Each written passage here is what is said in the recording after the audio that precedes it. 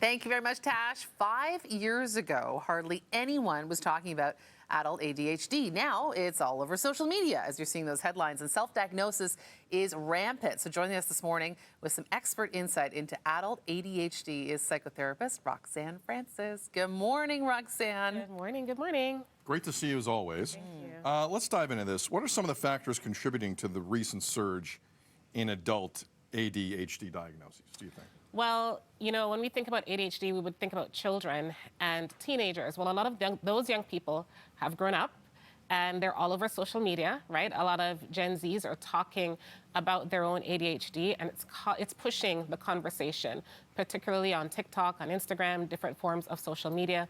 And also, too, we are now in the season or the time in our lives where mental health and, you know, neurodevelopmental issues are being talked about more often, so it's causing the surge in conversation.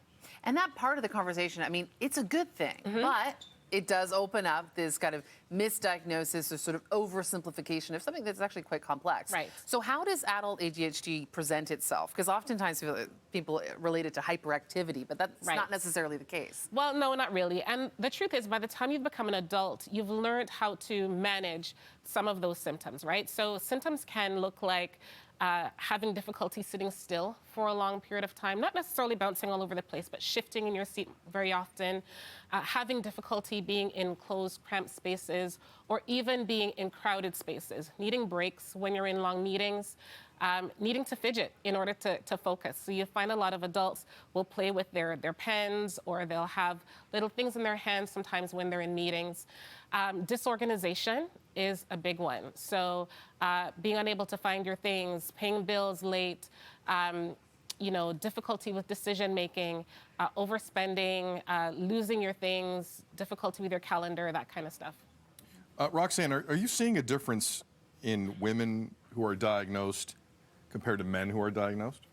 Yeah, the truth of the matter is, in younger people, boys are 3 times more likely to be diagnosed than girls, right? And so when you become older, a lot of women have trouble with the idea of ADHD, and so they internalize a lot of their symptoms. And so because of that, a lot of women who do have ADHD tend to also have anxiety and or depression. Sometimes it's misdiagnosed as anxiety and or depression.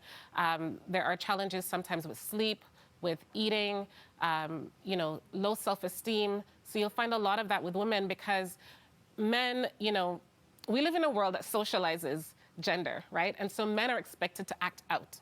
Men are expected to have this different kind of behavior, and women are expected to be calmer, to sit still, to be more demure, if you will.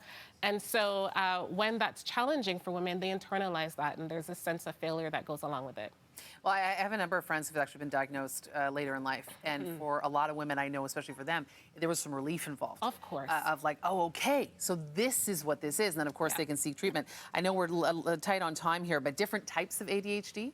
Yes. So there's generally 3 types of ADHD. There is inattentive or distractible ADHD. There is sorry, forgive me. Hyperactive? Hyperactive, yes. Hyperactive or impulsive. And then there's a combination, right? So some people have both of those traits. Psychotherapist Roxanne Francis. Roxanne, you're great. Where can people find you online? Yes, they can find me on the internet at www.francispsychotherapy.com or at Francis Psychotherapy on social media. Please come back. Yeah. Thank you for having me. We need these conversations, Yes. especially this one. I mean, yeah, like I said, there's relief in that diagnosis. So don't be afraid of it. Don't have stigma associated with it. There's lots of help out there. Totally. Yeah. Here, here. All right.